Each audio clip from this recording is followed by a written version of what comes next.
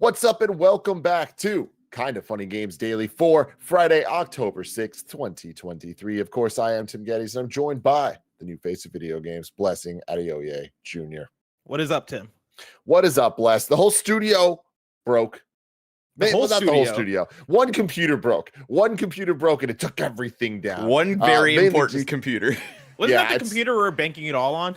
Wasn't that the computer hold the studio on its shoulders? And here's the thing, just to like pull back the curtain a little bit, right? Is that like, yeah, we've had this dream of a supercomputer. Kevin's had this dream of a supercomputer, and it's one of those things where we sit and think about it, and we're thinking maybe we're a little bit too ahead of our time with what we want supercomputers to do. And so we've been working off of one computer in the main control room where like we have the studio and it's very beautiful and it's awesome. And then we got this supercomputer to work partially for what we wanted it to. So then we took out the old computer and we're like, all right, we're going to like test out this new computer. And like after a week, if it's working, we're going to like kind of redo this old computer and give it to Cool Greg, so Cool Greg has like a better computer to edit on. So it was like a week. This new computer was doing great, and we're like, all right, we're gonna completely like wipe this old computer and like get it ready for Cool Greg. And literally 2 days later, it broke. So now Kevin has to your dreams. It has to undo everything we've kind of worked on for the last couple of weeks. So send Kevin some sweet, nasty love when you can, please. Your dreams of creating a supercomputer, I don't know if it's because like we're reviewing Spider-Man 2 right now, but it gives Spider-Man villains for me. Here's the thing. We have it really is creating the most. It really is. The worst thing about this, though, is that the supercomputer is built. It's super. It's great. Yeah. Like the thing that is holding us back is not the tech. It is not what goes into it. The computer is amazing. It is dumb little things like incompatibility with certain apps. Like OBS just can't run two functions because normal people don't use it that way. It's a very specific use case we have, and it's the silliest thing. And again, we're ahead of our time. Like we have dumb ideas, and we're like, damn, that would be cool if that worked. And we're ahead of our time, Tim. Yeah, it's. I feel like we're not even ahead of the time. It's just that no one's ever going to be where we're at because we're just off with some weird alley doing some weird shit. All right. I don't know about all of it. But anyways, here's the thing, Bless. Despite the studio being down, today's October 6th. I thought you were going to be like, I'm up. I'm up, baby. Spitting bars. Nah, we are like 10 days away. Or like we're within 10 days of it being a year of the spare bedroom. Oh. Isn't that wild to think about? That's entire crazy, year actually. With the studio. That year flew by. Yeah. Nuts. Absolutely. Am I getting older? Is it the fact that I'm getting older so like time is going faster? Because it does not feel like a year. That's how it goes, man. It's scary. Oh, man. But you know what? We're not going to talk about that right now. We're going to talk about some video games because this is Kind of Funny Games Daily, where each and every weekday we come at you live with all the video game news that you need to know. Of course, you can watch it live on twitch.tv/kindoffunnygames or youtube.com/kindoffunnygames. If you don't want to watch live, though, you can watch later on YouTube or roosterteeth.com. If you want to listen, search your favorite podcast service for Kind of Funny Games Daily, and we'll be right there for you. If you want to go above and beyond, though, patreon.com/kindoffunny is where you want to go, just like our beautiful Patreon producers, Jedi Master Deadpool and Delaney Twining. Because of their support, they don't get ads. They get a whole bunch of bonus content. They get to watch a bunch of shows live as we record them, and they won't hear the ads for Rocket Money, Shady Race, and DoorDash that the rest of you will hear about later. But not yet.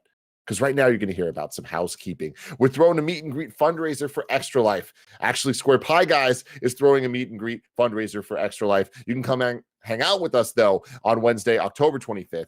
We'll be celebrating the launch of the Kind of Funny Pizza, a buffalo chicken pie, and raising money for the big, beautiful kids. All proceeds from the tickets go to our Extra Life fundraising. You'll be entered to win fabulous prizes, and you'll get to hang out with some of us. You can get your ticket. Yes, this is a ticketed event at kindoffunny.com/SPG party.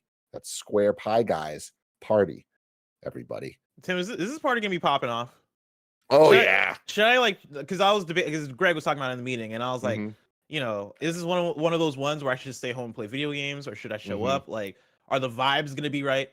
The vibe's going to be right. Bless this one. Like you can't pass up the opportunity of this being like your first like legit Kind of Funny meet and greet. but I've made it so far. You know, I'm about to I've made it so I'm far. about to hit 4 years of working at Kind of Funny without ever attending a meet and greet. Yeah, Like, I might be the longest person to work here that's never met a fan. You know what I mean? Like, never met a fan. No, that's not true. You've met fans. like we have a fan on our soccer team, but like, you know, I'm like, I made it so far. What if I just become mystery? What if I become Batman? Like, you never see me during the day. No, because then you're just ripping off Cool Greg, you know, and Cool Greg's the night. He's the mystery of Kind of Funny. But Cool Greg's, but he's been to meet and greets. That's true. You know? That's true. I got a leg up on him. So one fun thing, this is the Ghirardelli Square location of Square Pie Guys, which is awesome. So yeah, I've never been. Really I'm excited for that one. Cool one for people to go to if you want to check out. Bless. There's some more housekeeping actually. A new PS I Love You XOXO is up right now with Greg and Bless talk about how they'd run PlayStation, so you can check that out. Saw 6 review is up right now. I love how much we still are loving this franchise. Saw in review, I recommend anybody listen to because it's another one of those ones. Even if you don't like the movies, the content is there. There's insanity. We're falling apart. I can back that up as I have never seen the Saw movies and I never plan on it. And I have not been directing the Saw in reviews, but I did yesterday because Kevin was busy. And even just out of context, listening to them talk about Saw 6 was one of the most unhinged, chaotic, hilarious podcasts I've listened to from us in a long time. So definitely check it out. It is. It's a great in review because there's so many convoluted twists and turns, and breaking them down is just very satisfying. So you can check that out. And then over on Patreon, a new Remember Blank about Assassin's Creed is up right now, so you can check that out as well. But Bless, I want to get back to you real quick.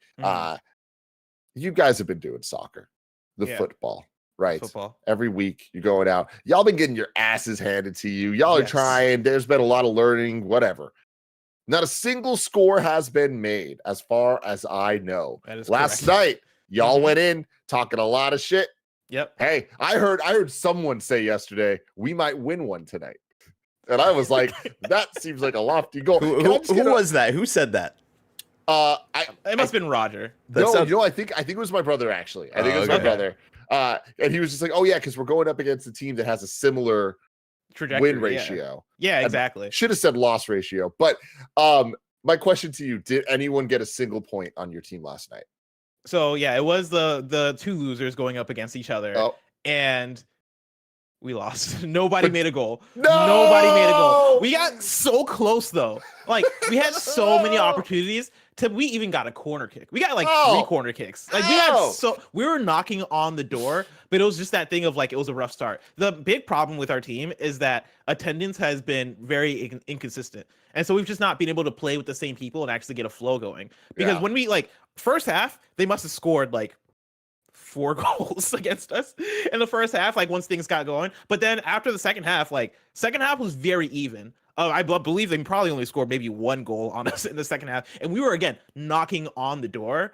If our team was able to kind of get it together and kind of get a flow going, maybe do a practice or 2, like at least maybe show up and have subs and stuff, I think we'd actually pretty decent. But yeah, like it's rough out here. It's very fun though still, because I get so proud and happy seeing the improvement from every single person on our team. Where I look at Roger McCorney, and Roger is putting his body on the line. I look at Snowbike Mike, and he's getting some blocks, and he's like, I called him Tom Clancy yesterday because he was in the back. He was in the goal, right? Because he was playing goalie. He was commanding. He was placing the pieces. He was calling out strategy. He was telling people to press the offense, right? He was doing all the. Was he also writing novels? He was also writing novels back there in the goal, in the goal. But then, I think, man, if we were just warmed up and had a better flow going, I'll be honest, I wasn't happy with my own performance, Tim. Because Roger was going for headshots, man. That seems like a Bless special right there. Yeah, he was going for headers, and honestly, I was dodging the headers. I was too afraid because this guy named Jackson.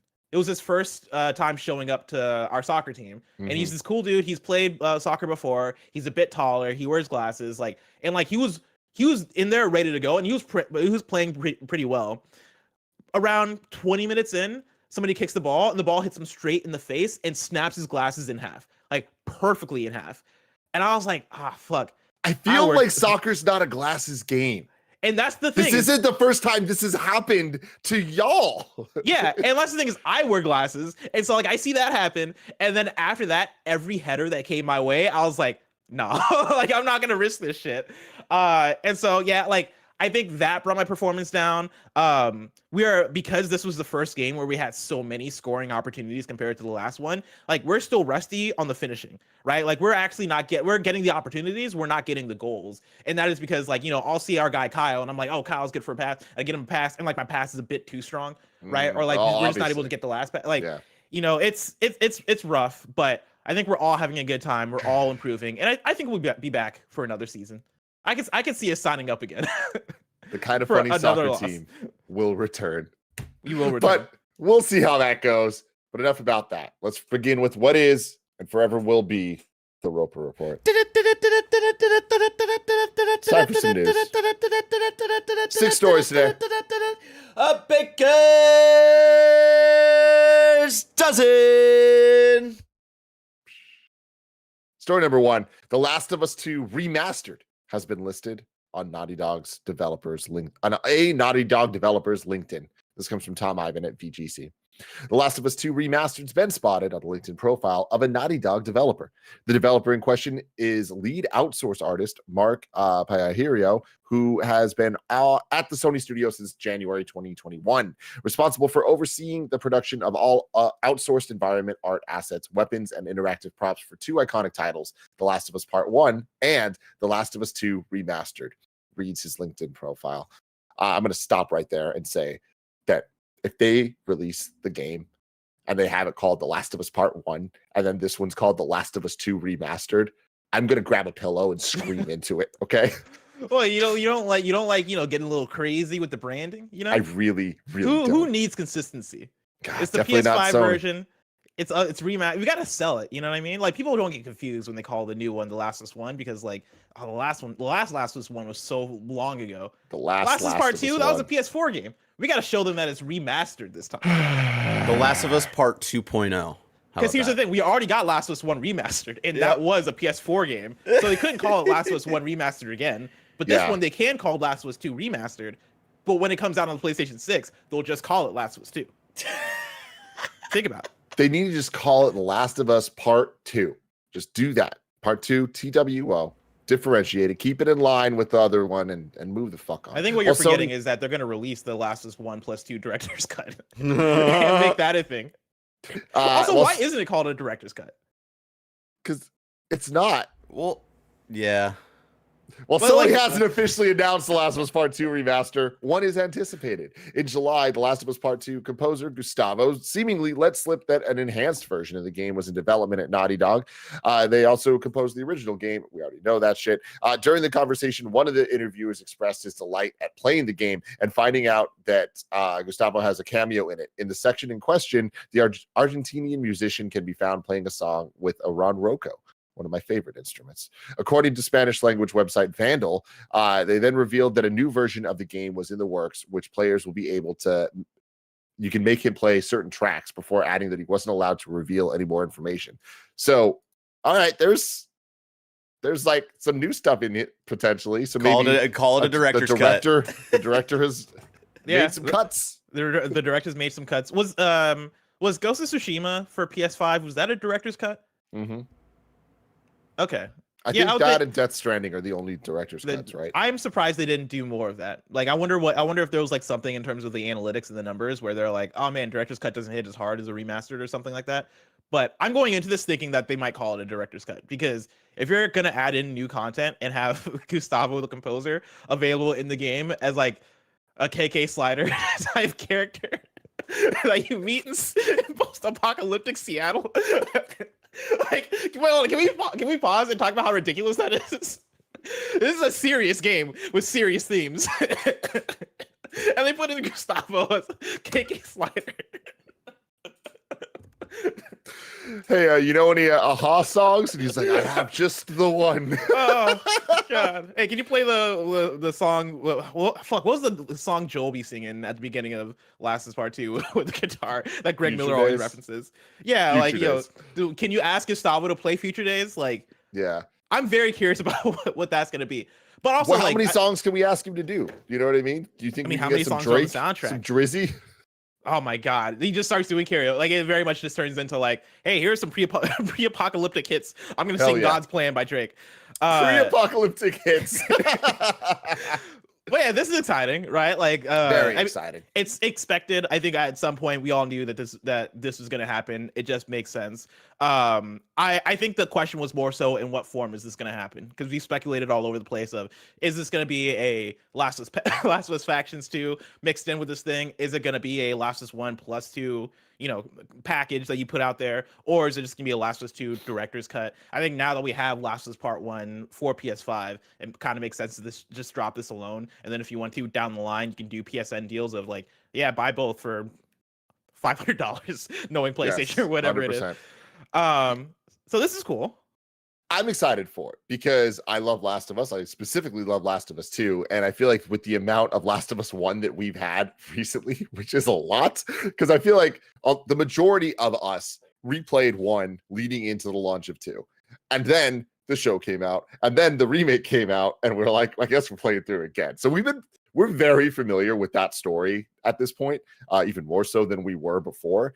Whereas Last of Us 2, I've only played through the one time. And I've wanted to go back to it many times, but I've kind of just been waiting for hopefully they do something like this. Like, I'm still surprised years later that Last of Us Part 2 came out on PS4 alone. Because once that delay happened and we were buttoned up against the... Plus, do you remember how wild 2020 was? 2020 was insane. Like, can we just talk about that like, again? they released everything got delayed, partly because of the pandemic, but then also partly just because shit got delayed. And then, yeah, they released Last of Us Part 2 and Ghost of Tsushima in like a month and a half span. And then a PS5, and then Miles Morales. Like, holy shit, man. And Astro's Playroom. Like, we talked about God. We're talking about 2023 versus 2017. We might have to put 2020 in the mix. Because that shit was wild. It was a Final Fantasy 7 remake. Yeah, wild year. Absolutely wild year. Final Fantasy 7 remake came out like a month or two before. Yeah, nuts, man. But what was wild, though, is that as Last of Us got pushed back, and we're all like, there's no way the PS5 is actually going to hit in November because there's a pandemic happening. But then it did.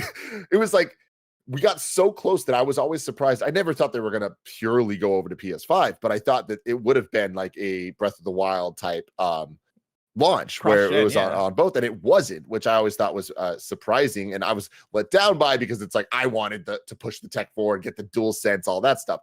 But now that didn't happen then, I'm happy that it's happening this many years removed, because it feels like the right time, especially if they're going to be adding content. That gets me really excited. But from a general market perspective, this makes a lot of sense for the people that are like us, like I just described, that haven't played this game for a couple of years now. But then also for the people that just watched the HBO show and then played the game and then now maybe are excited for the sequel. This is going to be the best way for them to play it. Yeah, exactly. Like, I think this serves a lot of utility, right? Like, this is going to be for, the people who watched the TV show, picked up Last of Us 1 for the PS5, right? And like, I think when it comes to these types of news stories, you have to remember who this is for. And talking about the Last of Us 1 for PS5, that was for people that just watched the show, and for people who picked up a PS5 and may not have played Last of Us 1 before, or big fans like us who have played Last of Us 1 before and just want to play it again, but a lot prettier, right? Like, that works for those markets. And yeah, like, now that you have enough people that have probably gone back and played it, they're gonna put out another version that is the prettiest, most up-to-date version as possible. And I as we're talking, right, I look at chat and I like to see the feedback, and a lot of people are like, oh, but like, why are you gonna waste resources on this? Like, why do we need this and all this stuff? Remember, remasters are not a new thing. Like, I don't expect them to go in here and remake it from the ground up like they did for Last of Us 1, right? Like, they're just going to add in like all the bells and whistles that the PS5 offers. And so that means you're going to get like the performance mode, ray tracing, like that kind of stuff, right? That means you're going to get the power of the SSD and like the dual sense functionality. And honestly, like, that sounds exciting for me, right? Like, it's not necessarily like the most exciting drop of the year, but it's something that would be worthwhile enough for me to go back and re-experience this game that I really love. And so for all that, I think that makes a lot of sense. And yeah, like, I hope we see it soon. Like, I hope this is a 2024 thing. Yeah, and I also think it's important to point out that I don't think that this is for everybody. Like, I understand that, like, me and you are excited about this because in particular, we're excited about replaying Last of Us 2. Whereas I feel like a lot of other people are like, what the fuck? I already played this game. Why would you be charging $70 for it or whatever it ends up being? But I feel like it's just the newest version of the game for people that haven't played, and it's going to make sense for that. Whereas for people that can wait, I guarantee this is the type of game that goes on sale. This is the type of game that within a year or two is going to end up on PlayStation Plus, whatever they're calling it at that point in time. You know what I mean? I'm not confident they're going to find a new word for deluxe. Yeah. Well, somehow they'll discover a new synonym for deluxe. And have you seen the Spotify Super Premium thing? I did. I saw that and I thought I was tripping. Like I because I was in the Spotify font, right? But I just saw the word Supremium and I was like, oh, somebody's having fun in Photoshop. So they're doing it, man. It's crazy. Exciting news. Price I don't really love, but anyways, this Last of Us 2 stuff, not a surprise at all, right? No, So, exactly. If anything, I hope, I think it'd be fascinating if it did come with a new chapter for a new story that focuses in on maybe a character we didn't think about, or a character that maybe deserved more story. What's the name of the dude who was part of Abby's faction, who's the leader, who I felt didn't get nearly enough character development? Michael? Was that the black dude? The scary black dude? I think so. There's no way his name was just Michael. I think it was Michael. Isaac. It was Isaac. Yeah, it was Isaac. Why? Hold on. So why is Michael out of the question? But Isaac. In my head, I was like, no, it's a more biblical name. It's something that speaks more. Well, isn't Michael also a biblical name though? I mean, I'm pretty sure it is, but it doesn't hit like Isaac. Isaac is really biblical. Michael's only a little. I'll I know give so you many that. Michaels. I'll give you that. Yeah. Yeah. But yeah, if I could get an Isaac backstory and play that for 3 to 4 hours, and the same way that Ghost of Tsushima had an Iki Island thing, or I just pick up Isaac as just a random character. There are so many characters in that universe that I think could get a backstory, could get additional DLC, just a short story in that world, that I think would be cool for a director's cut. There's no way. I love what you're saying, but there's just absolutely no way. We got Left Behind. We did get Left Behind. That's different though. I feel like, I don't know. I would love if that were the case. I just don't see any added content to this being actual substantive stuff. It's more just KK Slider, which is actually so fucking funny. Somebody in chat says, Jesus, Michael Christ. Story number 2. This is, I think, following up on something we've already talked about. If not, it just sounds very similar because we talk about this. We talk about this kind of story all the time. Yes, but Telltale confirms layoffs. This comes from Matt Wales at Eurogamer. Telltale Games, the resurrected developer behind the likes of The Expanse, a Telltale series, and the upcoming The Wolf Among Us 2, has confirmed layoffs at the studio after a former employee shared a message on social media claiming most of his team had been let go last month. News of the layoffs at Telltale began circulating after cinematic artist Jonah Huang, who's worked at the studio in both its current and original incarnation, which closed down in 2018, claimed the studio laid most of us off in early September. They also appeared to imply further troubles for The Wolf Among Us 2, which was originally due to release this year before Telltale pushed it back to 2024 to avoid burnout and crunch, saying he couldn't comment on the status of its development due to a binding NDA. Quote, our team was very small, and I was genuinely excited for the game. Telltale's yet to publicize any of what has happened. Now, though, responding to a question from Eurogamer, Telltale has confirmed job losses at the studio. Quote, due to current market conditions, we regrettably had to let some of our Telltale team go recently. We did not take this action lightly, and our commitment to storytelling and finding new ways to do so remains the same. We're grateful to everyone for their dedication along this journey, and we're working to support everyone impacted. They did not reveal the number of employees affected by layoffs, but did provide comment on the status of the game. All projects currently in development are still in production, and we have no further updates at this time. That would at least imply that The Wolf Among Us 2 remains in production despite recent job losses at the studio. I don't think we've actually talked about the Telltale stuff yet, which is wild because we've talked about layoffs so much on the show within the last few weeks. This is wild in the sense that we've had this story with Telltale before of the studio closing down, and this is the return of Telltale. And so quickly, I think we're seeing that downturn of, hey, yeah, we're laying people off, we're getting rid of seemingly a large amount of staff, and what is that going to do for the projects that we have currently in development? Because I believe they're the ones that are doing the Expanse game that is currently in season, and then also they have the Wolf Among Us coming up, Wolf Among Us 2 coming up that a lot of people are excited for. And if you're getting rid of this many people, I wonder what that does for the project. It seems like, looking into it, a lot of people who are part of the layoffs are saying that, like, yeah, I don't know what's going on with this. Like, we're not allowed to say explicitly, but like, have no idea like what the next move is for this project. But it's sad. Like, it's sad for a number of reasons. It's sad just for what the state of the industry is currently, where we're seeing all these layoffs happen back to back to back.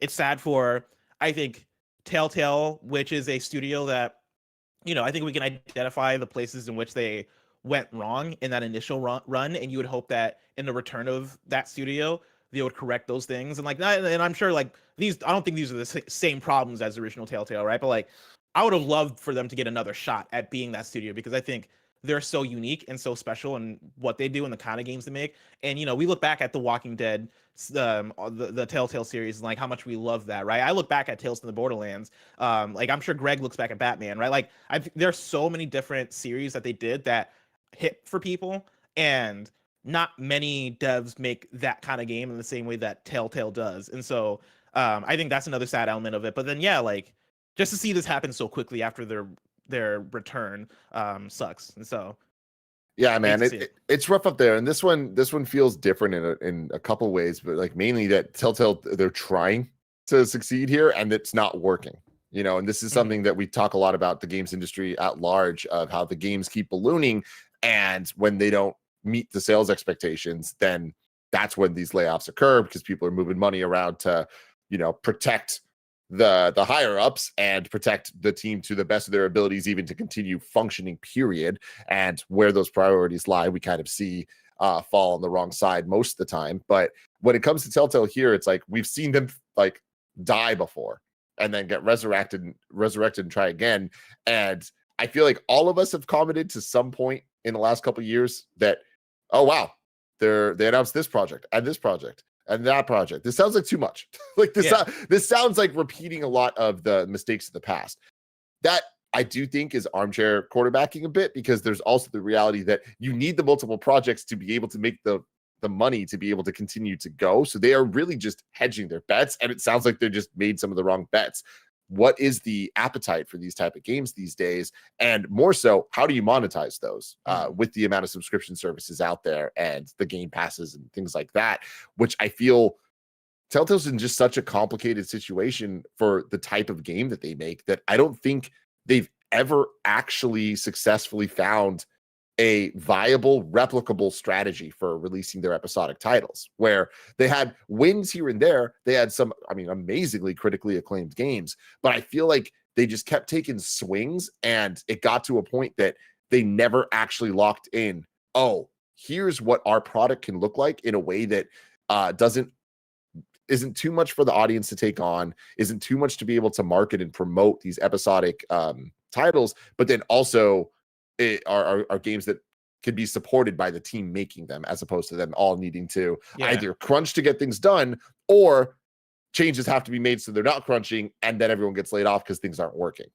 And also, like, I think there's also the thing of, you hinted at this, is like, are the games hitting, right? And like, there's a varying level of quality, but I think what really started to show toward the latter part of the old Telltale's life is that their game, I don't know if it was the engine, I don't know what it was, I don't know if it was the lack of time that they were taking, but like, those games were broken. Like, those games were buggy. Those games, like, they felt so janky, and they never took the time to go, oh, how do we elevate? And so I think that really had an effect on how those things were received and how like spread thin it felt like they were. Because you look at the amount of projects they're taking, it's not like they were taking the wrong projects, because all the IP, all the things that they announced, every single announcement, it was like, oh shit, they're making Game of Thrones. Oh shit, they're making Guardians of the Galaxy. Oh shit, they're making Batman. Oh shit, like they had an embarrassment of riches of IPs and projects that they were working on.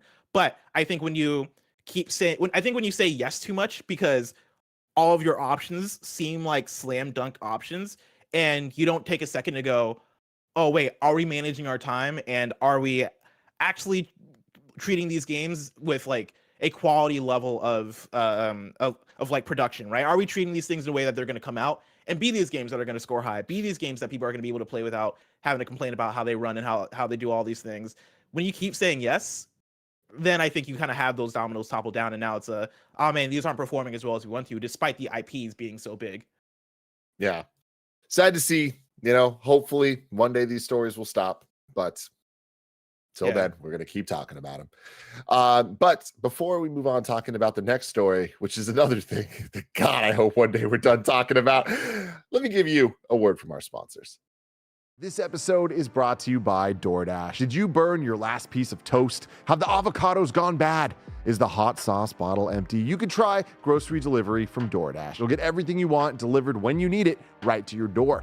You've trusted DoorDash to deliver your restaurant favorites, and now you can get grocery delivery that actually delivers too. You already know how much all of us here at Kinda Funny love DoorDash, but with thousands of grocery stores to choose from, you'll find the best in your neighborhood and boost your local economy with each and every order. You'll get exactly what you ordered, or they'll make it right. If you want even more value, you can save on all of your grocery and restaurant favorites with a $0 delivery fee on all eligible orders with a DashPass membership. With easy substitutes right in the app and best-in-class customer support, you can get 50% off your first DoorDash order up to a $20 value when you use code KINDA at checkout. That's 50% off up to $20, no minimum subtotal, and 0 delivery fees on your first order when you download the DoorDash app in the App Store and enter code KINDA. Don't forget, that's code KINDA for 50% off your first order with DoorDash.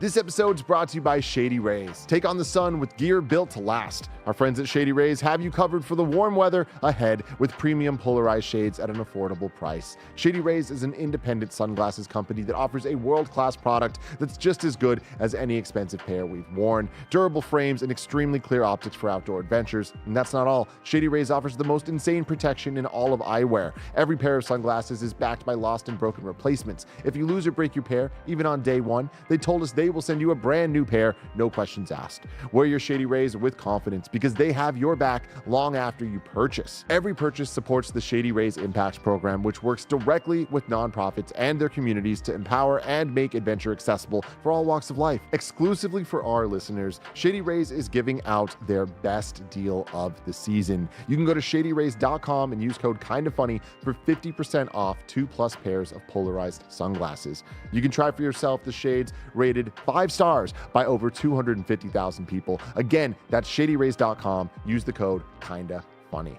This episode is brought to you by Rocket Money. Rocket Money is a personal finance app that finds and cancels your unwanted subscriptions. It monitors your spending and it helps you lower your bills all in one place. And it has surprised multiple of my friends and people at Kinda Funny how many subscriptions they have that they forgot they are still paying for. That's why I'm such a big fan of Rocket Money. It's so easy to cancel the ones you don't want with just the press of a button. No more long hold times or annoying emails with customer service. Rocket Money does all the work for you. Rocket Money can even negotiate to lower your bills for you by up to 20%.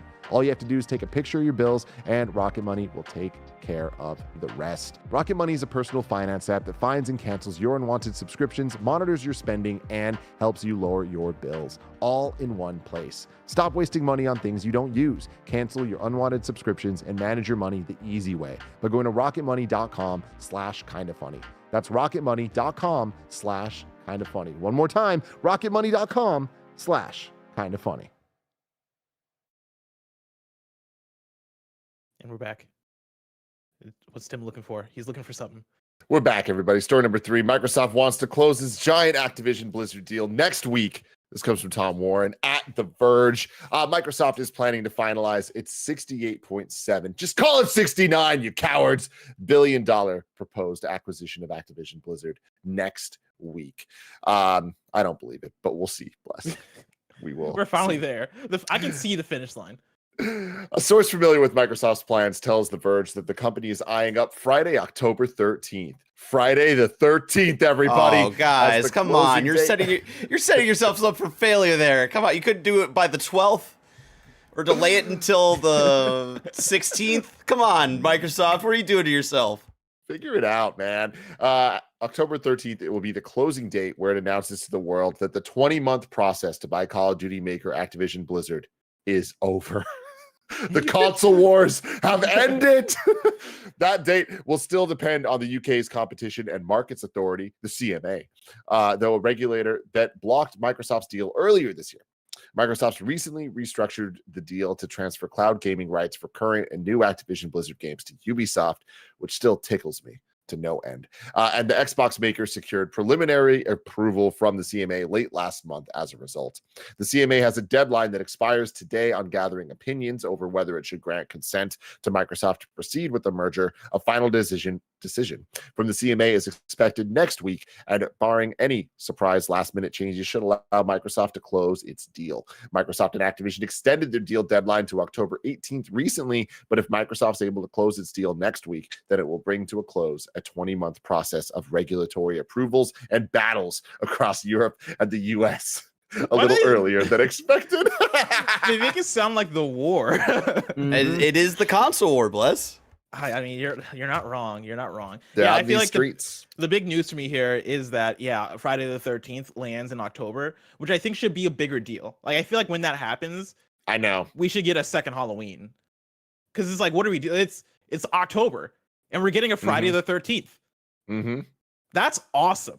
And it's awesome. Are we going out on Friday? Like, what are we doing? What are we doing? Should we take back the night? I actually am.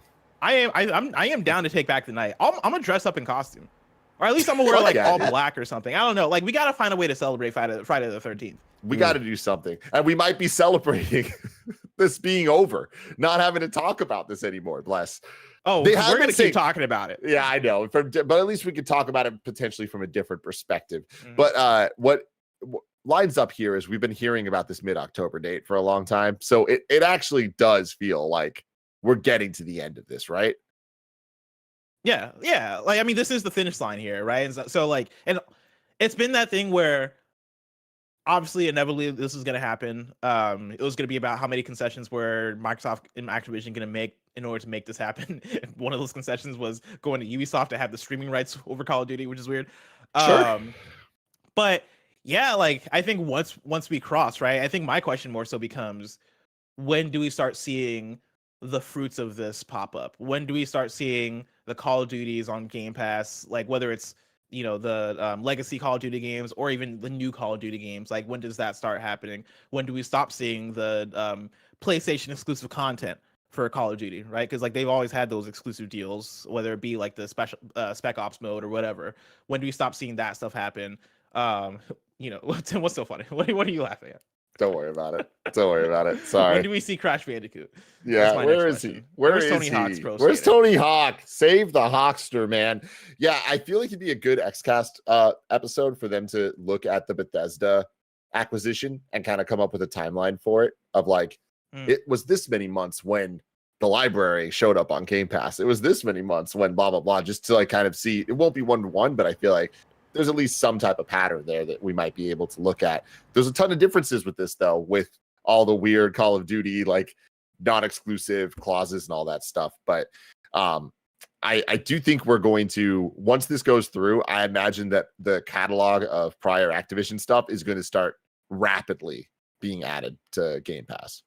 If Phil Spencer came to you and he poached you and was like, I'm making you the the head of acquisition, acquisition transition, right? Of like, hey, Tim, you're gonna be the one in charge of how we go about our announcements, and like, what are the 3 big things that we're making happen in, let's say, the first 6 months of this acquisition. I'm glad you asked, Bless, because first 6 months, we start off with an absolute banger. Tony Hawk's Pro Skater Remake 3+4. Okay, Amen. We released that shit. Then no less than 13 months later than that, Tony Hawk's Underground 1+2. Yeah. Okay. First of all, yes, but also I asked for the first 6 months. How are we we're like 18 months out down the line now. You're right. I want an announcement within that 6 months for a release, no less than 13 months. Okay. And then on the final day, on day one, and this is the most important one, all right? But it is just for me, but I am the most important person here, okay? I want the ability to have cross-save with my Tony Hawk's Pro Skater Remake 1+2, because I'm never going to get this goddamn platinum. I've been grinding for years, you guys. And if it was playable on the Switch, and if that counted towards it, I would eventually get it. When I'm on an airplane, I'd just be grinding away. You know what I'm talking about? So yeah, those are the 3 things that I would do. Do you have to like What drive about a you? certain amount of mileage? Is that what the trophy It's is? not so much. It's just to get to level 100, you just need an insane amount of experience that it's just not worth it. It's just not worth it. But what would you do, Bless? And there's no way it's as good as my suggestion. I mean, I don't know what the legalities are or what the fine print is, but like in the first 6 months, we're getting every Call of Duty on Game Pass, at least the legacy ones, right up to a certain point. We're doing that. We're turning on the servers and we're having people go crazy in the original Black Ops, like Black Ops 1 through 3 and Modern Warfare. Like, we're reigniting classic Call of Duty in a way that is bigger and better than ever, and having people like bathe in the nostalgia of it. That's first and foremost. We're getting Call of Duty on Game Pass as soon as we can. Secondly, we are giving Toys for Bob, Banjo-Kazooie to either remake or make a new one. Let's start with the remake, and then we're gonna make a new one. Yeah, we're giving Toys for Bob, Banjo-Kazooie. And then thirdly, we're making Overwatch 3, and we're gonna make it an actual sequel this time. we're gonna make it. It's gonna be an actual jump. Hey, we're doing the things that y'all thought we didn't have the balls to do. We're refreshing the roster. We're treating this like a fighting game. All right, new roster for Overwatch 2, all new maps. Is the modes you love, right? But also some new modes, of course. Like a new fucking launcher. It's not gonna just update Overwatch 1. No, it's a new game this time. We're starting from the ground up, new game. So y'all have both of y'all have passed, but to get that A+ score, there's something that both of y'all left off, which is that we're also going to bring back all of the old school Guitar Heroes on Game Pass. So that's a good point. I was going to bring that up. I think that we have a very interesting opportunity ahead of us. Microsoft does, that I think that they will lean into. So we've talked about this the last couple months of the Call of Duties coming back and how exciting it was for that weekend or whatever, where everyone's on the servers playing Modern Warfare 2, the original one, and all that excitement. I feel like Microsoft can tap into that nostalgia in such a particular way that Activision could have, but they never did. Microsoft has shown that they love to kind of create those type of events, and especially now with what their ecosystem has become, I wouldn't be surprised if once this stuff starts going through, in addition to them, once those dominoes start really going with all the brand new first party titles coming from their many, many studios that they'll have, there's also the opportunity to create really exciting moments of nostalgia plays where, whether it's the Call of Duty franchise and celebrating that with specific ways, or potentially, this is unlikely but could be cool, they release Guitar Hero controllers and make a big celebration of like, yo, you can play all the Guitar Heroes on Game Pass. And that way it's like celebrating and adding value to the subscription service, but then also potentially making money on some hardware on the side. That is a little bit more complicated, but I wouldn't be surprised if they take it seriously in a way that Activision never did. That'd be dope. But one thing is that, like, you would have to start selling the peripherals again, because ain't nobody got those left in their closet. Oh yeah, like, no. I would think it'd be a new one, right? I feel like because modern consoles aren't going to be able to have the inputs for what those controllers were able to plug into as well, right? That's true. Yeah. Well, I guess maybe like the. Tim, what was the Guitar Hero rock band that came out like Guitar Hero Live? Right as Kind of Funny started? Was that live? Yeah. How is that able to connect to modern consoles? Is that Bluetooth or? Ooh, I don't even remember. Yeah. That was insane. But I forgot that happened. They tried. They really tried. But anyways, there a lot of interesting things ahead of us. Maybe next week this will be done, and then we'll be able to talk more about like what's going to happen now, where we know that things are going to start coming to Xbox, but when and what does that look like? Also, we're canceling Indiana Jones, so we're putting out Wolfenstein 3. You're such a fuck. Enough. You know how many people you're going to upset? Just make Wolfenstein 3. Yeah, the 10 people are going to be real upset. I'm sure all 5 of those Indiana Jones fans. You're such a fuck. And one of those 5 is Todd Howard himself, You know what's funny? That Guitar Hero Live, the Let's Play that me and Alfredo did, is, I think to this day, the most popular video on the Kind of Funny Games channel. I remember the day that came out. That's crazy. I remember the day we did it. Yeah. It was the developers were shocked that we were recording a Let's Play at a preview event, and they're like, no one's ever done this before. It's like, damn, man. I was innovative. I was talking with Roger last night at our soccer game about like oh yeah, how are we gonna tackle reviews or whatever? Like, oh, do we even have time to do a review for like a Sonic Superstars when Mario and Spider-Man are coming out? And I was like, hey Roger, like Sonic reviews do good views more than you think, right? And like I went and looked it up. Sonic Mania review on Kind of Funny is like over 100,000 views on YouTube. No, Sonic Mania preview, I think it was. Or what, what are you talking about? What was the review also? I think the review also, because it was Sonic Mania review plus Hellblade. Oh my god, that is awesome. Good for that, because I know our Sonic. Okay, so yeah, Let's Play Guitar Hero Live is at 1.5 million views right now. It is our #1 most watched video. But let's look at Kinda Funny Sonic Mania. Yeah, it's at 117K. Yeah, that's wild. And then the Kinda Funny Plays preview we did for it is at 184K. And that's just because a bunch of people were assholes and they were like being very inappropriate about our guest being on the show. It was a woman, and people were like, oh my god, a woman on camera, like this, they must be flirting with Tim. And it was like, y'all are fucking idiots. And it was like one of the first time we had to have a real conversation with the community of like, nah, y'all don't be doing that shit. But anyways, a lot of Sonic motherfuckers out there. Also, I missed it, but I think it was Ernie Cooper in chat that was like, oh, they're insane for thinking Wolfenstein is bigger than Indiana Jones. I am talking about what I want from machine games. But also, like, in the video game... back, everyone. Give Indiana Jones to fucking Haze Light or somebody. I want a fucking Wolfenstein. In the general IP space, yeah. Give it to Indy. In the video game realm, that's Wolfenstein's territory, baby. Yeah, but just by default, that argument you could also apply to... it's Blinks the Time Cat's realm, baby. Yeah, like, and you know what? That'd be a good argument. If you're gonna make it, if you're making a game about time manipulation and being a cat, yeah, this is Blinks the Time Sweeper's fucking realm. All right, get out of here. If you're fucking, I don't know, Loki or some shit. Good lord. I don't know. Story number 4. Tim Sweeney admits Epic Games had financial problems 10 weeks prior to studio layoffs. This comes from Tyler Lyles at IGN. This is a longer one. It's also a fascinating one.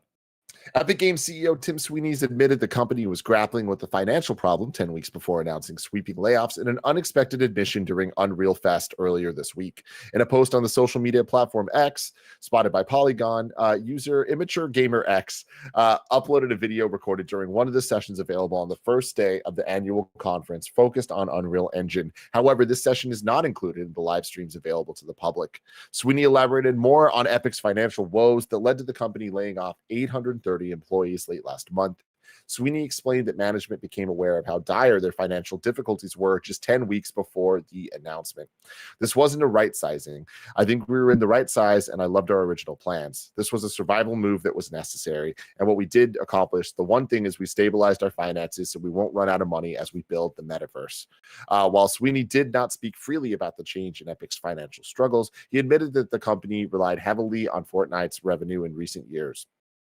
Even with the revenue Fortnite brought in for Epic, the company's been spending more than it's been making, something Sweeney disclosed in the letter sent out to the staff last week. One costly venture is Epic's ongoing legal feud with Apple, which dates back to 2020 when Epic sued Apple and Google after both companies removed Fortnite from digital storefronts. Meanwhile, Epic was fined $520 million for unwanted in-game purchases made between January 2017 and September 2020 in Fortnite. Epic's also been generous with revenue splitting, from offering 40% of Fortnite revenue to content creators using the Unreal editor for Fortnite. 2 months ago, the company announced the Epic First Run, a program for third-party developers to keep 100% of the profits from its newly released exchange to make its new titles timed exclusives on the Epic Game Store. And Epic already takes a smaller cut for games released on its digital storefront, charging only 12% in contrast to the industry standard of 30% as seen on its competitor Steam. To help ensure it's expanding its revenue streams, Sweeney revealed that Epic plans to increase the price of Unreal Engine, but unlike the situation with Unity, Epic does not plan to make it more expensive for game developers. Rather, Epic will make it move to a seat-based software pricing model where customers pay for seats or how many people can access the software. What was the name of the Red Dead Redemption 2 dude who's like the leader of Arthur Morgan's group? That was always like, one more job, just one more job, and we'll get there. Like, what was his name? Because I get Michael. It wasn't Michael. It might have been Isaac. Dutch. Yeah, I get such Dutch vibes of like, well, where was the metaverse thing he said of like, yeah, we're right sizing, like we're not right sizing, right? We're the right size, but we're like, we're trying to make this dream of the metaverse happen. And it's like, stop making that dream happen. That's how you got here, right? Like the fact that in the story, they're talking about them overspending. They're talking about them, doing the insane revenue split, and also we're talking about them doing like hey, we're gonna sue Apple and Google for this App Store situation. I think all that stuff would be fine and good if you were taking care of these 850 employees that were losing their jobs, right? Like if that was a thing that was managed well on the financial side and you weren't risking the lives of 16% of your workforce, then that's all good and well. But for the fact that you're overspending and your failure in these realms is leading to this amount of people losing their jobs, that's terrible. Like that's really bad. Yeah, I mean it is, and it's the commitment to the future that they believe in this vision, and it just seems like, man, is it worth this cost? I think the answer is no, but they look at it, the answer is yes. The one thing is we stabilize our finances so we won't run out of money as we build the metaverse. Like that's what you're building towards. Like that is your end all be all of where you see this thing going. Like I think one, if you look around, if you look at all the people that are trying to make this metaverse shit happen, right? Like I feel like we're seeing way more people topple over and fall, like trip over their own feet in the pursuit of this than the people that are succeeding. And I've said before that like, yeah, I guess like if somebody's going to succeed at this metaverse thing, I could see it being epic with Fortnite and all. They this already shit. are. That's the thing. That's the thing is like, I think they've already hit what I guess the metaverse is, because like the idea of it is like you fucking like, I don't know, hanging out with people virtually and creating almost this second digital life for yourself and all this shit, right? Like I think that's the thing that video games have already had the potential to like see through, and the thing that video games already do for people, and the thing that Fortnite already does for people, right? Like kids play Fortnite barely for the gameplay. They play it to hang out with their friends after school, right? They play it to like spend time with people, and then you have things like Epic Game Store, Unreal, and Bandcamp, and all these things that kind of help mold it together for people who are creators. I think trying to double down on it and like find new forays and new ways to like make the big waves, maybe do like, I'm not putting NFT on them, but like I'm sure in their minds they probably have that as a thing of like, yeah, what if we get an NFT? What if we get into Web3 and all this shit? It just seems like a bad strategy that I don't like.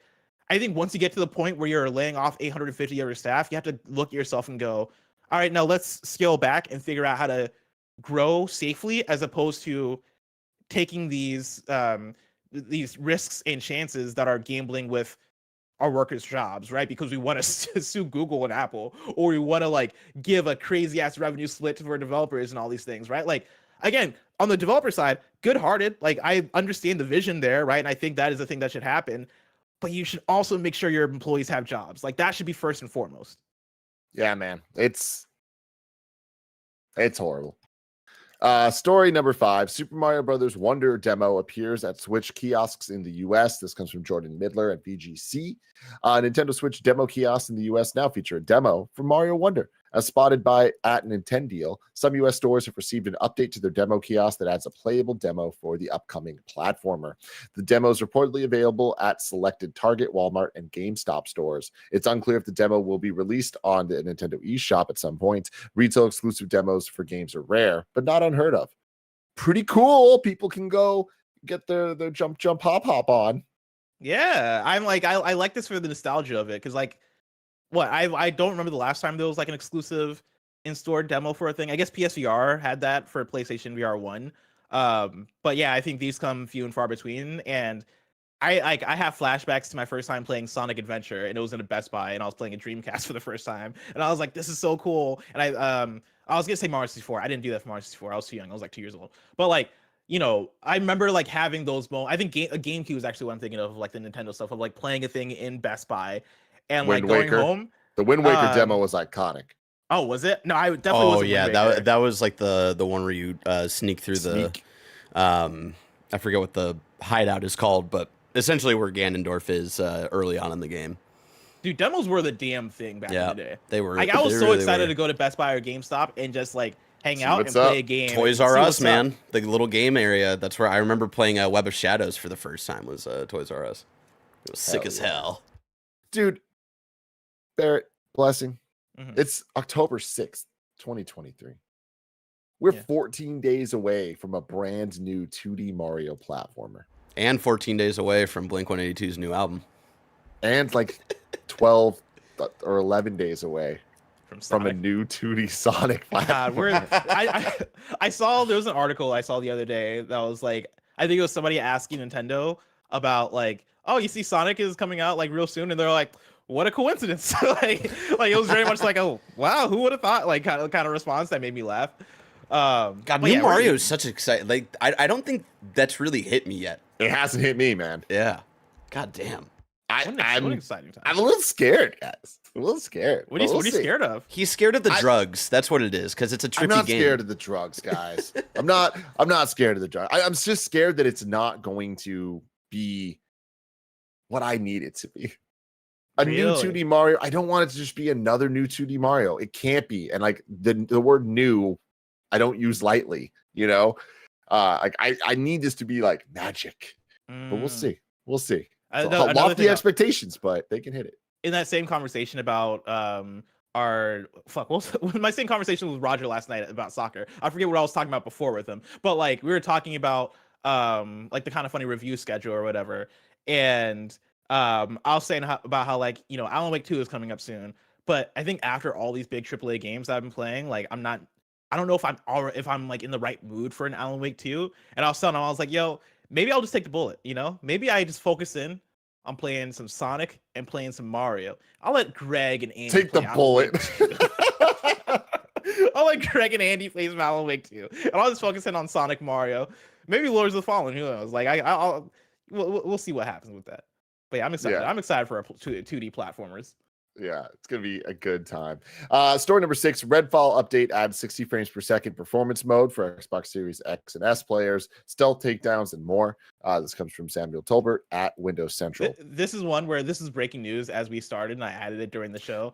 It's a bunch of bullet points. You can stop whenever. Yeah, no, exactly. Look, it's enhanced. There's a performance mode, improved PC performance. There's fixing a bunch of issues with the game settings, a bunch of the AMD FSR stuff, like all the fancy bells and whistles. Cool, great. This is good news. Too little, too late, whatever you want to say, at least it's being fixed. And I do think that for all the shit that we talk about video games and how annoying it is that there's firmware updates and there's all this stuff and why don't games just work, it also means that when broken games are broken, they can be fixed. And I feel like we've seen examples of that recently a whole bunch of times over the last couple of years. I don't know that this is going to turn the story and narrative around on Redfall, but hey, at least it's being fixed, right? When this story popped, it was posted as a blog post, right? And usually when that happens, I try to Google the game news to like see if an article has popped up from a outlet, because usually like those are more succinct as opposed to like me diving into developer notes of all these different patch notes and stuff. So once the news popped, I typed in Redfall into Google, and I got a bunch of stories about how Redfall currently has 3 concurrent Steam players. 3. Well, like, these 3 people are going to be so stoked.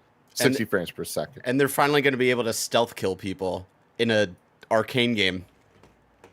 How wild is that, Bless? That's insane, actually.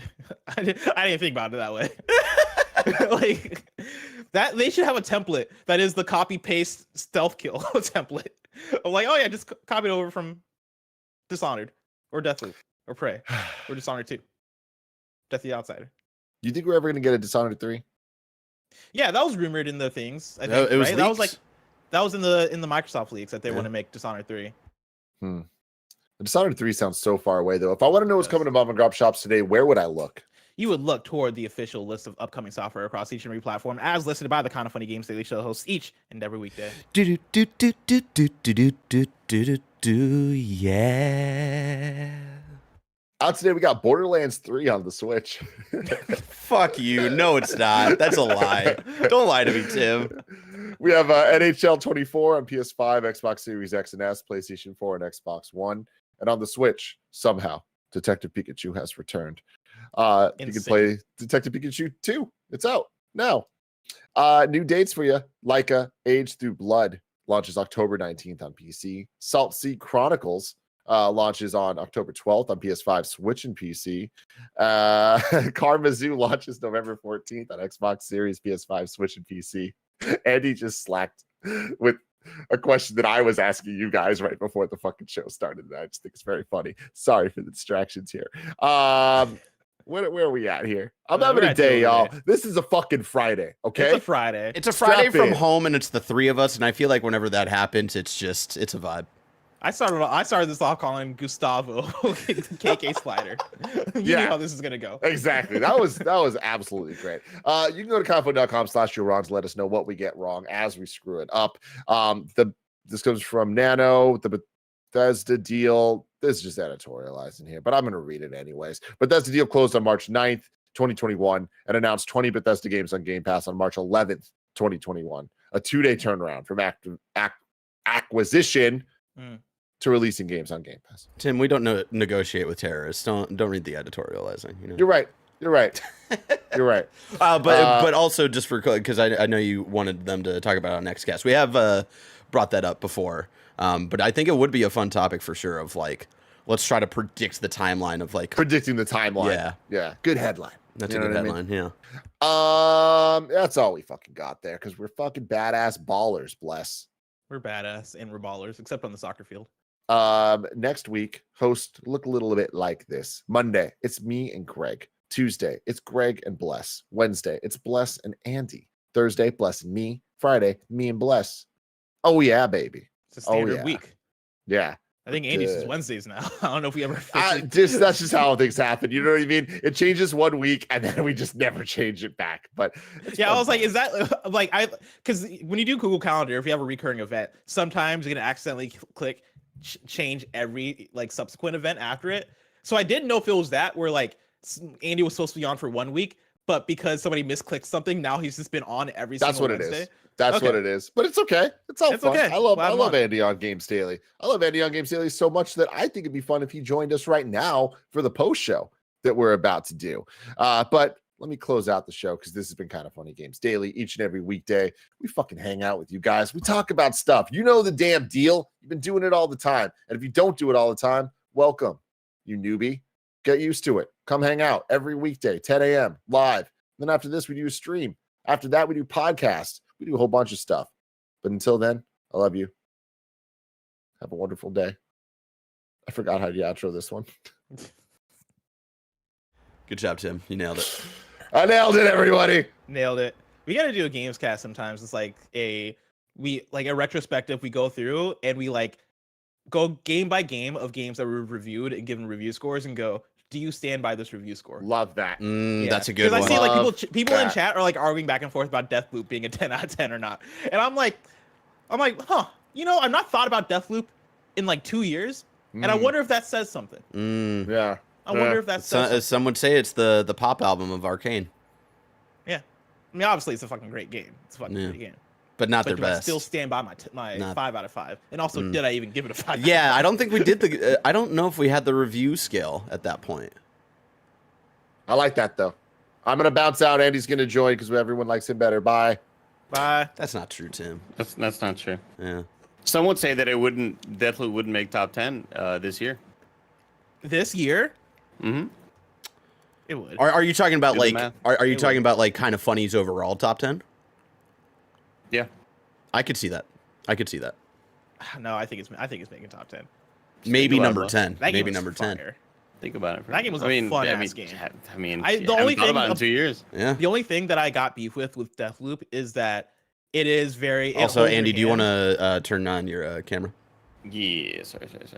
Deathloop, I think, holds your hand too much in like the like putting all the things together and figuring out what the route is to like do everything in the right order. Like they organize all that shit for you, and I think they do that to make it a bit more easy for like just the regular casual player. But I think that took away a lot of like the magic and like what really was exciting about the idea of that game. You know, being able to like kind of go in and figure out how to kill all these people at once. Like that should have been the puzzle. It should have been this grand puzzle.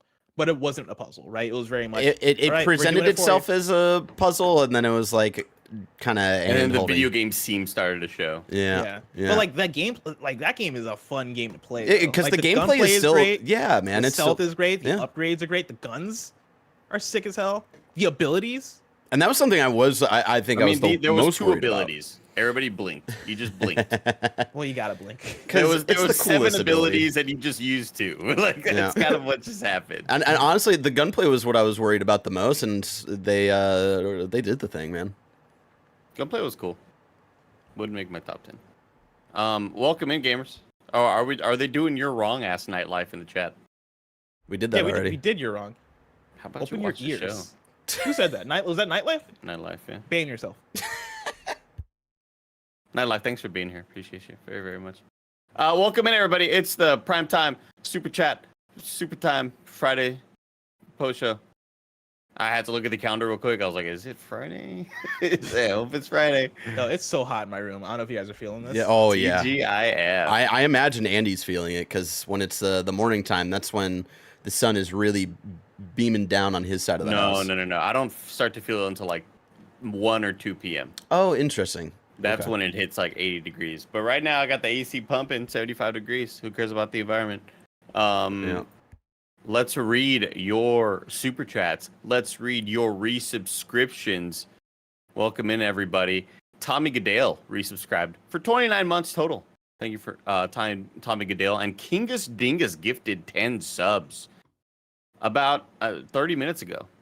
Didn't need any fanfare. Didn't need any like thanks. Just 30 minutes ago, gifted 10 subs. Thank you, Kingus Dingus. Thank you to Dorifto for 36 months of support. By the way, Kingus Dingus says, my birthday is the 27th. Here's some subs. Well, happy early birthday, I guess, in 3 weeks or whatever. Happy early birthday in 3 weeks for Halloween time. Thank you to El Capitan for $10 super chat. Keep saying, Factions 2 will be pared down, simplified from the original version, then released, packed in with PS5 SKU of The Last of Us 2 to coincide with Season 2 of the show. Business-wise, it's the smartest option left. I mean, it depends on what is Last of Us Factions, right? Like if they're trying to make it a Destiny style, persistent world that you can explore and like come back to a hub world and like talk to Ellie at your base. It wouldn't be Ellie, but like talk to somebody at your base and like do all that stuff. I don't think that's a thing that you can just pare down and put in a Last of Us 2, right? Like I think that's something that you would just have to like scrap. If Last of Us Factions was just a mode, or if there was a mode within there that worked or something, then like I could see you figuring it out. But for what they talked about in terms of what Last of Us Factions being, it felt way more larger scale than something that they can just pare down into a mode and release with another thing. And so I don't know if that's going to be able to happen. It would, but here's the thing: is like they've cut down the team, right? It does seem like their vision for the game is gonna be smaller, and it would be hilarious, right? If it really did come full circle of like the expectations that Factions 2 or whatever it's called was going to come out originally with The Last of Us Part 2. And then they were kind of quiet on that. And then eventually they were like, no, we're not going to release it at the same time just because we want it to be its own thing. We're going to put a lot of extra work into it. And then years later, it just ends up releasing with the remaster. I think that'd be hilarious. That'd be very funny. You go turn a quest to Ellie, and she's just like, I just killed 90 more people. Yeah, she has like blood all over so her. fucked up. She has like somebody's like fucking. There's so many kids and families and mothers. Yeah. Like, oh my man. God, Ellie. I was looking for Abby. What could I say? I'm just trying to get some XP. Ellie, Thank Smell you, bad. Dean Files, for a $20 super chat. Appreciate you. Dean Files says, longtime listener, first time live and chatting. Hopefully this is the first of many super chats, as y'all are always on point. This is a 2-for-1. Support for y'all and self-plug to check out my newest hip-hop album, Chain Reaction. Everybody look for Dean Files' Chain Reaction. Thank you for your $20. I was gonna say, should we listen to it live on air and then like give a live review? Background music. But Jason then Williams. it's like, what if we don't like it? You know what I mean? Yeah. Then you just paid $20 to hear it shit on you. Yeah. I mean, Go we don't listen to gotta the shit on him. We can just ignore it, you know? No, I'm gonna be honest. I gotta be honest. It's hip hop. But I mean, he wasn't even asking for a review though. Yeah, but like I'm asking for it. Barrett, go find the album. Let's turn it on. No, we're give not our doing honest that. thoughts. We're not doing that. give our Jason honest Williams, $5 super chat, says, asks, favorite parry? I think Ghost of Tsushima has a better feeling with the slow-mo, but Sekiro sounds better and is less impactful. Oh man, I think Sekiro has it by a mile. I love the feel of it. I love the sound of it. I love the implementation of it. I love that it builds up the stagger so you can get the final blow. Everything about Sekiro's parry is the perfect. I think it goes Sekiro and then Tyler. No, like, here's the thing though. Nice. That was a good joke. Thank you. Oh, that was pretty good, yeah. And then Platypus number 3. The thing is, the sound, like, are we talking perfect blocking, or are we talking a parry that then leads to another move? You know what I mean? Like it, because Sekiro, you're ding ding ding ding ding ding ding all the time, and I would consider that like you're blocking attacks. You know, a parry to me always means that you're kind of like following it up. But maybe not. I mean, or you're fucking them up. Like, hey, I'm coming in for this big attack. Nope, I'm gonna Dark Souls parry you. Boom, and it like it like fucks them up. You know what I mean? See, I think in gaming, parry is like about the timing of like you have. It's like some kind of counter or some type of block that you have to hit at the perfect moment. Like in addition to parry, you might have a regular block, which I think is see. It's been so long since I played Sekiro. I think you can hold the block button in Sekiro to take less damage, but you have to like parry to actually like not take damage. To me, that's what a parry is. I guess my ideal, like, if aliens were to come down from Earth to Earth and be like, hey, this Tom DeLonge guy, he was right. They're from Earth because they are here. Right. And then they're like, what does a parry in a video game look like? I would show them Dark Souls 1, 2, 3 with a shield. When somebody goes in for an attack and you time it, boom, and that's like a fuck no, you're not. You know what I mean? Everything else, if the enemy isn't reacting in a way that like fucks them up, I don't consider it a parry. Interesting. I mean, for me in a similar way, right? Like when I think of what is the quintessential default parry, for whatever reason, I think of Assassin's Creed. And maybe it's because that was like the mechanic that I'd always abuse in that game, where like you'd wait for somebody to attack and then you press a button and then like you'd literally like, it was like a literal parry of you like deflect their sword and then immediately go and stab them. Because that's like a riposte or a riposte or whatever the hell. Yeah. That said, I throw in fighting game parries in the conversation. Like playing as what was it, Ike in Smash that has a down B parry. I feel like fighting game parries are very much like a strong example. I like it. Great question, Jason Williams. CJ Splits on with a $2 super chat. What would be your hype game announcement at the Game Awards? Wolverine 2024. Damn. Yeah. God, too soon. Could you imagine?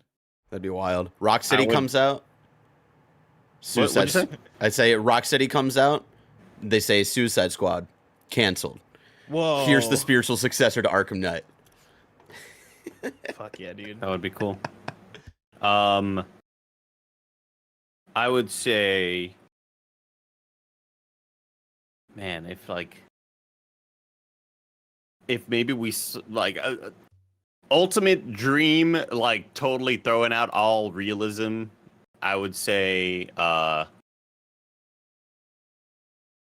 Metal Gear's back and Kojima's heading it up.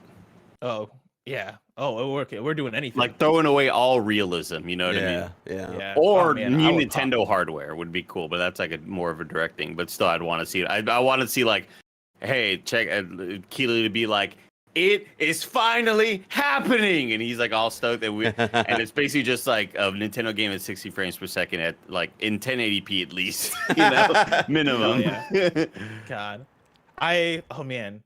I think a lot of PlayStation stuff happens at Game Awards. I'm trying to think of like what realistically could show up at Game Awards. Somebody in chat mentioned like Cory Barlog's new IP, and I think that'd be sick as hell. I would love to see a new IP announcement from PlayStation. Even though I feel like a new IP, that's something you might save for a PlayStation showcase, but it's happened before. Last of Us 1 was announced at Game Awards, if you remember. And so, yeah, like something like that, right? Like a new Sony Santa Monica game, or like a Naughty Dog single player game. That'd be sick. Yeah. Or an Astrobot Rescue Mission 2. That's not in VR. Bloodborne remake. From Blue Point. Elden Ring DLC. Tommy Goodale, $5 super chat. Hey, Blessing, any thoughts on Kind of Funny Game of the Year edition, where the Kind of Funny crew tries to guess where the best friends stand on various Game of the Year categories?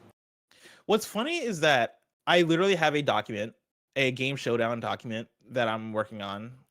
Game Showdown coming soon. Not too soon, but at some point. And in there I have something written down called it's not called Kind of Funny Game of the Year edition, but I have like a game in there : Game of the Year edition. Like I'm working on a Game of the Year edition version of a game. I think for Kind of Feudy. The thing that makes Kind of Feudy fun is like how varied the questions are. So like if I'm doing just what was the best soundtrack for 2021 or whatever, like I think too many of those stacked up in the same episode can get kind of like, it can be not as interesting because like I also try to play to people's strengths, right? Like I identify Greg as somebody who's terrible with dates. I identify actually I don't know what Andy's weak spots are, but like I know what dates, like as in like what's game of the year 2013, like if I ask that. Oh, okay. Yeah. Gotcha. Not like romantically.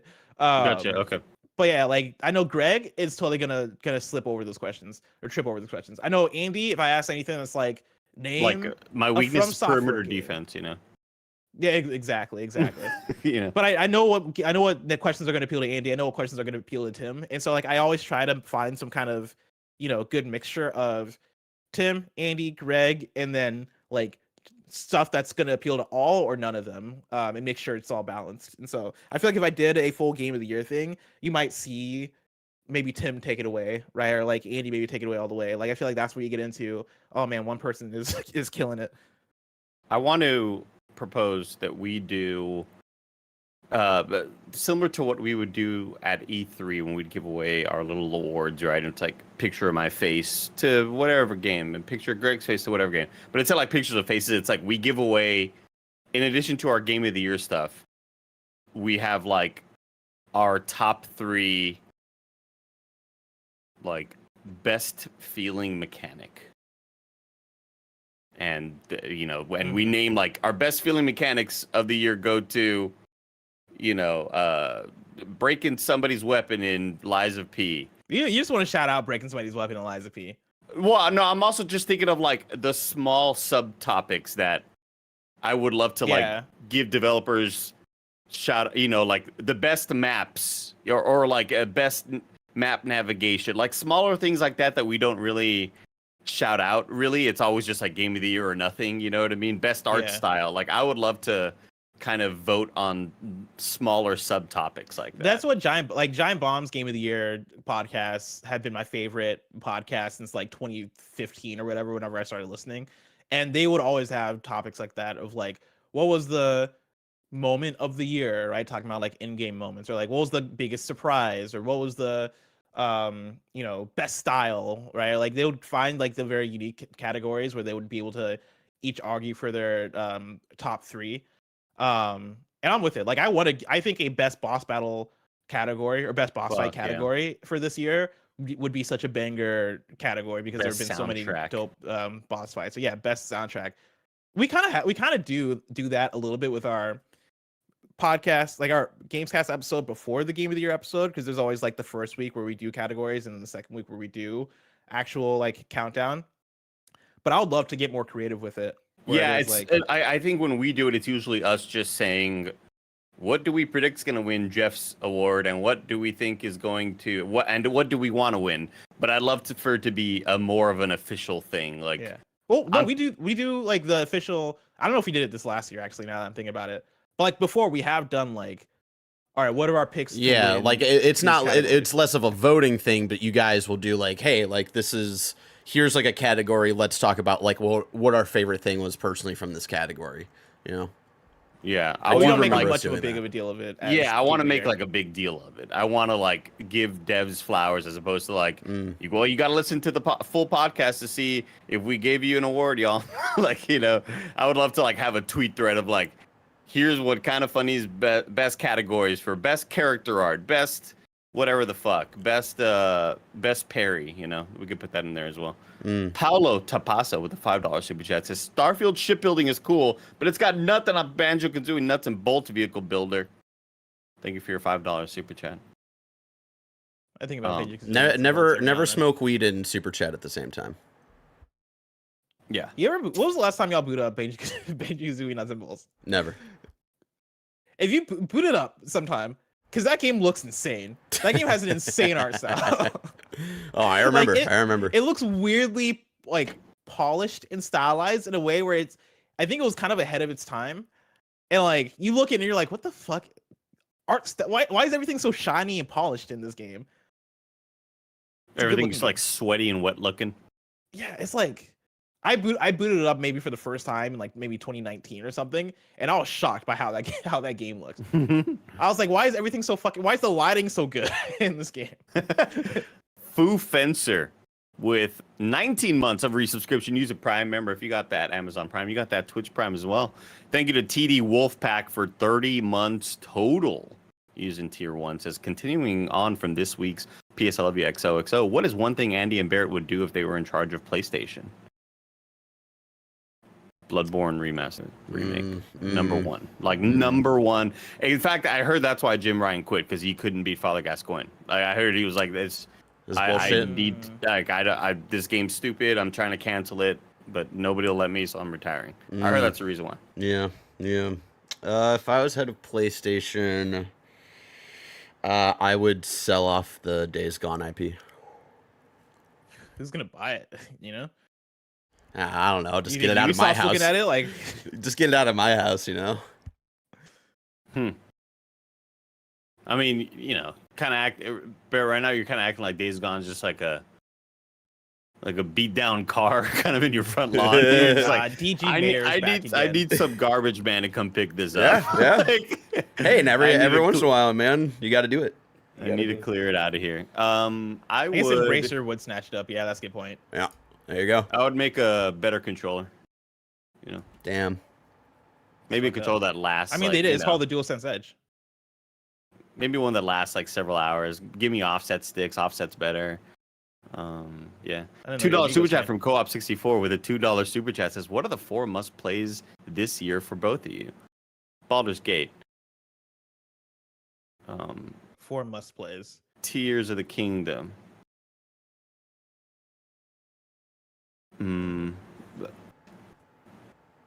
Freaking Gollum. Whoa. Wow. That's a twist. Didn't see that one coming. I can't think of a 4th. 4 must plays. I'm going Tears of the Kingdom. I'm going Baldur's Gate 3. I'd say play Baldur's Gate twice. Wow. Damn. Okay. Yeah. Baldur's Gate 3. You know what? Fuck it. Hi-Fi Rush. And then, why are you all forgetting the game that fucking rips? Oh, you're right. Cyberpunk Phantom Liberty. No, god damn it. Ghost Runner 2 coming up soon. Armored Core fucking jabronis. I don't even know if Armored Core will be in my top 10. We'll see. Really? Yeah, we'll see. That makes me sad. It's for sure in my top 10. Yeah. I'm still curious on Andy's top 10. Because I couldn't even know how to formulate it right now. There's a good chance I do the math. I'm like, oh, Armored Core 6. But like, I just don't know right now. It's either 7 on my list or it's going to be 22. Because like, you forget all the other big ass titles that came out. You know what I mean? It's just like this year was so insane. I know. Like, who can forget EA PGA Tour? Because like, I think through this year and I'm like, amen. I can't get to 10 yet. Like there are like hella good games. Like, you know, I played Star Wars Jedi Survivor. I played most of that game, didn't finish it. And was like, all right, cool. I don't think it would be in my top 10. I played RE4 Remake, right? And like, these are games where I'm like, I think naturally they might fit in my top 10 just by happenstance, but I'm not passionate about putting them in my top 10. Yeah, I'm right there with you. Where it's like, I can't deny that this is. I don't want to get back into this conversation again, Bless, but like, this is definitely one of the best video game years of all time. Whether it's the best or not, that's a different conversation, right? Sure. For me personally, I think it's been like a solid year, but that's because, and that's just, this year is just great because of how many different types of games there are for anybody, right? So, yeah, I feel that. It's a lot of variety, a lot of quality across the board. Yeah. Like for me, like I think back to 2020, and I'm like, man, it was tough to like nail down a list that I didn't feel like I was leaving something out. Right, when I'm like, oh man, okay, Last of Us Part 2's got to be in there, Ghost of Tsushima's got to be in there, Hades got to be in there, right? Like Final Fantasy VII Remake's got to be in there, and like, you know, I felt like it was like a fuck. How do I make space for these games? How do I make space for these games? Miles Morales, Spider-Man, right? Like fucking Demon Souls wasn't mine, but like Demon Souls came out that year. Astro's Playroom. 2020 was fucking insane, and I felt like I couldn't like get all the things that I wanted to get into my top 10 that year. This year, like, my top 10 feels fairly straightforward in a way where I'm like, okay, yeah, I guess I might as well put RE4 Remake in there. You know, like, I guess I might, like, Who knows? By the time I get there, maybe fucking Star Wars Jedi Survivor's getting in there, even though I wasn't fucking in love with that game. Just because like it's been that kind of year for me, right? Like when I look at my list right now, it's Zelda, Street Fighter 6, Hi-Fi Rush, Cyberpunk, Armored Core 6, Liza P, Final Fantasy 16, Baldur's Gate 3. That's 8. God, I need to play Liza P. God, Liza P is so fucking good. I'll get to it eventually. Sombrero Conservative, thank you for your $5 super chat. Oh, bless you, muted your mic, I think. Hello, check 1 2, check 1 2. Right here. Oh, maybe you didn't. I don't know. I mean, could you hear him just now? Yeah, no, I heard him. Yeah, Okay, but like gotcha. I thought I saw his mouth move, and I was like, uh-oh. Oh no, you're good. Blessing, play Bomb Rush Cyberpunk. Soundtrack alone is 10 out of 10. It deserves to be played, says Sombrero Conservative. I would love to. It's just the fact that review season doesn't stop. Like I had that on my list. That and Sea of Stars were both on my list. And once you pass them that exit on the interstate, it's like, all right, I guess I'll wait to piss later. That's the thing is like at that time I was reviewing Armored Core and I was reviewing Starfield. No, it was like end of August where Bomb Rush Cyberpunk, and then they came out on PlayStation at the beginning of September.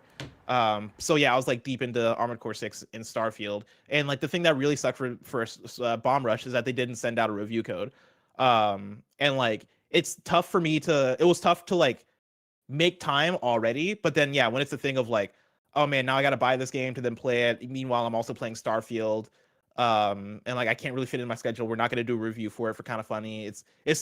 It was tough to make a reason for me to play that game. With where I'm at. Bless you can't complain about having to buy a game. Chat's gonna jump all over your ass. Yeah, but comments are gonna jump all over your. Oh man, but just buy a game, dude. Just buy a fucking game for once. Yeah, but they're wrong. Yeah, like, that's the main thing. Like as long as I'm right, I don't care. Mr. Hawks with a $2 super chat says, "Phantom Liberty spoiler cast when? Probably never." Yeah, no. It's Probably too busy. never. It's too busy. Daniel Z gifted out a sub to Cyberbones. Ooh. Thank you, Daniel Z. Really quick question for the both of y'all. When it gets to the end of the year and I got to start like trying out games for Game of the Year voting, what should I prioritize first? Lies of P or getting back to Final Fantasy 16? Oh, man. How much Final Fantasy 16 did you play? Like 6 hours. Like early spoilers, right? It's like I got like the second power, and that's where I left off. Man, I kind of forgot. Final Fantasy 16. I would say prioritize Final Fantasy 16 because you love big hype anime moments, and that delivers it back to back nonstop.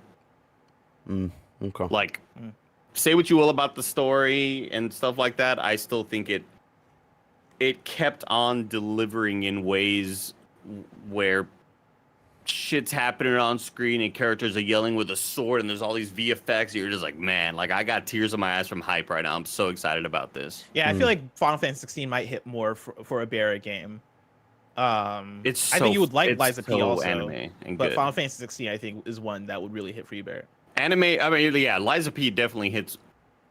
Gameplay wise, more in terms of also I know you liked Elden Ring, but I don't really know how you felt about like Bloodborne and the other Souls games. I liked Bloodborne. I think like it was just like inventory management that like really took me out of it. Whereas like playing the Liza P demo, I didn't feel that same frustration. So, yeah, I would say Final Fantasy 16. I think you would vibe with that more, even though I probably enjoy more consistently Lies of P. Like I like the lows of Final Fantasy 16 are mainly just like kind of boring side quests, or like the lows of Lies of P. I just feel like I'm consistently kind of enjoying the whole experience. How do you feel about this chatter saying the bug abides says Final Fantasy 16? If you're trying to familiarize yourself with games in the Game of the Year category, Lies of P won't be in that conversation. How do you feel about that, Andy? That Lies of P won't be in the Game of the Year conversation. Game of the Year conversation. I think that's only true because we don't have a lot of Souls gamers in the studio. Like now we're getting more though. We're getting more. Sure, every day. yeah, but like, I mean, it's definitely easily in my top 10. But I mean, it's in Janet's top 10 probably also. Janet fucking loves Lies of P. really, Yeah. whoa, And If I asked her, I'm sure Mike's she'd been be like, playing top it. 10. I think Mike's been enjoying it too, right? I think it'll be in kind of funny's conversation. I don't know about the industry as a whole, but that's also just because it's such a like this year there's such a variety of games that I don't know if it's gonna end up in that final nominations. But it also strikes me as a Sifu, where like I think a lot of times when games hit, they'll hit for like pockets of people. And like Sifu wasn't really in the wide game of the year conversation for the industry as much as it was for Kind of Funny, because Kind of Funny fucked with Sifu, right? Like I think Kind of Funny fucks with Liza P probably more than most people. remember when Sifu didn't get like an art direction award or anything like that? Nominated for best fighting game though. Crazy, it's crazy. Sebastian with a $10 super chat says, "Hey Blessing, you said you like SZA, and my girlfriend and I's favorite artist named Jean Dawson did a song with her recently. You should check it out. It's great. She's also got some good albums you might like." I have listened to that Gene Dawson song. It came across my TikTok like weeks and weeks ago before it even came out. And as soon as I heard the snippet of the song, I favorited the video, and then I went and like I pre-saved that song on Spotify because it sounded like a banger. And then the song came out and it was a banger. And so you're absolutely right. All right. Thank you, go. Sebastian. Little Sebastian. Bye bye, little Sebastian. Miss sorry. you in the I saw somebody satisfaction. somebody earlier in chat said, buy a fucking game for once. Do I need to show you my fucking Steam library? I'm fucking buying games left and right on fucking Steam, not playing them. He's buying games nonstop. My thing is that I'm not gonna pay $40 so I can talk about a game at work, right? Like I'm Bomb Rush Cyberpunk. If I really wanted to play it, I'll definitely buy it, right? If it was one where I'm like I got time to play games and I'm looking for a game to play, like yes, I would buy the game. But like the main reason I would play Cyberpunk would probably be to just talk about it on what you've been playing on PS I Love You. And if I did that for every single game that people wanted me to play, I'm paying hundreds of dollars a year for work, right? Which is like, at that case, I might as well just request a code. Is the thing.